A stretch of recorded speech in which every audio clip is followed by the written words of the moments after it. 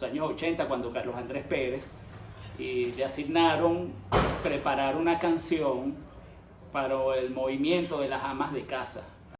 Amas de casa, despierten ya, y vamos todas a protestar. No vacilemos, pues la población no sabe. Las historias personales también cuentan la historia de un país. La vida de William Julio Mestre Enríquez recorrió algunas de las transformaciones más importantes de la Venezuela del siglo XX. Nací en San Luis, en la Sierra de Coro.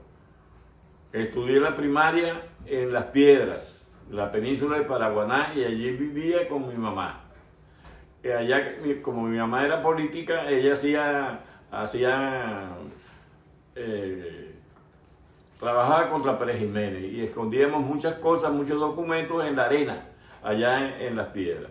Durante la década de 1950, Venezuela estaba bajo la dictadura de Marcos Pérez Jiménez.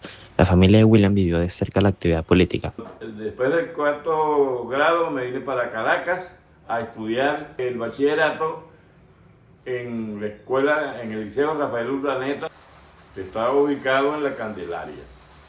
Luego, cuando cae Pérez Jiménez, me voy a vivir nuevamente allá a Falcón. La caída de la dictadura en 1958 abrió un nuevo periodo democrático para el país. Allá en Coro nuevamente, mi mamá con sus influencias políticas, yo me empecé a trabajar tanto en la política y empecé a estudiar en la escuela normal para graduarme de maestro. Y entonces, durante ese tiempo, trabajaba como secretario juvenil del Partido Acción Democrática, tanto en el liceo, en la escuela normal, representaba el Partido Acción Democrática allá también, y también en los barrios en Coro, haciendo proselitismo político a favor del Partido Acción Democrática. Seguí en eso hasta que me gradué. Los años 60 fueron una época de intensa participación juvenil en Venezuela. La educación pública se expandía y muchos estudiantes encontraban en la política una forma de contribuir a la construcción democrática del país. En 1968 ingresé a Lino. Entonces yo daba clases en las tardes y en la noche. Y trabajaba durante el día hasta las 3 o las 4 en el Lino. Yo empecé como asistente de personal, hasta llegar a ser jefe de personal 5, que fue mi última faceta dentro de Lino. Pero durante ese tiempo se hicieron varias cosas importantes, como por ejemplo, yo trabajé en la parte de seguridad industrial de Lino, donde aprendí el tratamiento de aguas claras y aguas negras. El acceso al agua potable fue uno de los grandes desafíos del desarrollo venezolano durante el siglo XX. Desde su trabajo, William participó en esfuerzos destinados a modernizar y fortalecer estos servicios esenciales. Como yo tenía conocimiento de cómo se hacía el tratamiento de esas aguas, me incluyeron en un grupo de trabajadores de Lino para que hiciésemos un libro que había solicitado la Organización de Estados Americanos, y hicimos un libro sobre cloración, más que todo cómo transformar el agua impura al agua propiamente pura. El proyecto trascendió las fronteras nacionales. Los conocimientos recopilados fueron compartidos con otros países de América Latina. Y para ello visitamos toda Venezuela y todas las plantas que existen en el país. En aquella época había muchas plantas de tratamiento que la democracia, cuando cayó Pérez Jiménez, lo primero que hizo fue crear plantas de tratamiento en todas partes, porque aquí no había esa parte. Educación, escuelas, en todas las escuelas, en todos los estados del país, habían escuelas para cubrir la demanda que había en el país en cuanto a educación y el tratamiento de agua.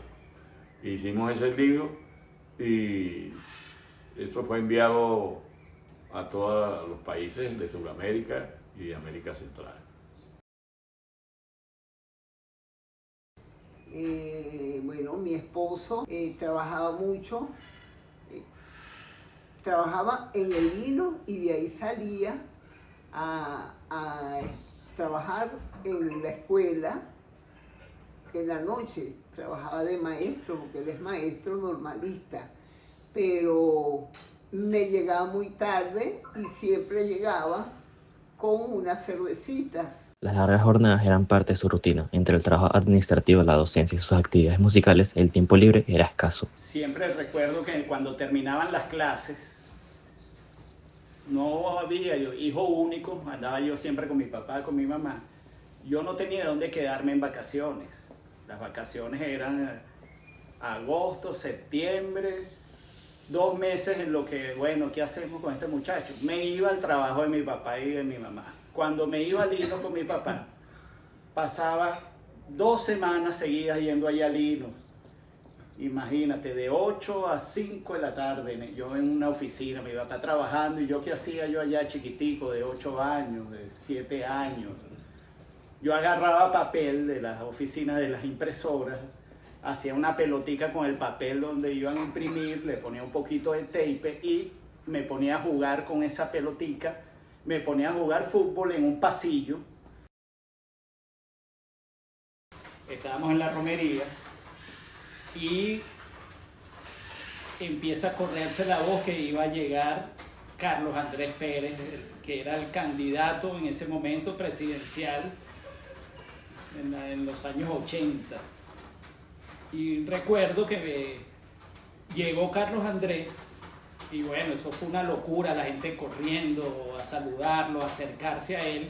Y mi papá me tomó y me guindó, me colocó en sus hombros y empezamos a caminar entre la multitud y llegamos hasta donde estaba Carlos Andrés. Carlos Andrés nos dio la mano, nos saludó. Al ver que había niños, él más bien era más cercano a las personas cuando veía niños. Entonces, bueno, mi papá me llevaba aquí en los hombros, se nos acercó, nos saludó y bueno, es algo, un momento que yo siempre recuerdo de esas romerías. Los recuerdos familiares muestran una faceta distinta, la del padre que, pese a sus múltiples responsabilidades, dejaba una huella imborrable en quienes lo rodeaban. Si la educación fue una vocación, la música fue una pasión que acompañó a William durante toda su vida. Desde pequeño a mí me ha gustado mucho la música. Aprendí a tocar cuatro desde que tenía poca edad. Y luego, cuando estaba en la normal estudiando, me metí en el orfeón de la escuela normal. Y era el primer bajo del coro de la escuela José Mercedes Santeliz, que fue donde yo me gradué. Me inscribí en la Coral Falcón. Esta Coral Falcón es internacional, porque inclusive tuvo viajes por la América Central, por la América del Sur, y entonces se viajó, hicimos esos viajes cantando en la Coral Falcón. Yo estuve en el orfeón de la UCB y luego me inscribí en el orfeón de farmacia y también tuvimos varias actuaciones y el director era Rafael Rengico. Luego se fundó la Coral del Lino. Yo me empecé a trabajar, como estaba trabajando en el Lino, yo tuve la iniciativa de crear una coral en el Lino.